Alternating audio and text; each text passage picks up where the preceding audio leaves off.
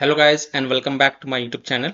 In this video tutorial I will show you how to download or install Stellaris game for free via the Steam launcher. So without wasting time, here follow these steps very carefully.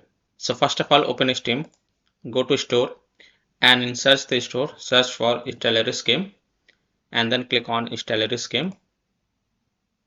Now scroll down and here you can see play Stellaris, play for free until 22nd June 2026. So click on play game button. And here you can see Stellaris file size is 27.64 GB. So click on install, read the EULA terms and condition and then click on accept. Now go to library and then here you can see that Stellaris game is getting downloaded on my PC. So I hope by following these steps you can also download or install Stellaris game for free via the Steam launcher until 22nd June, and you can play this game for free until 22nd of June 2026. So that's all for this video.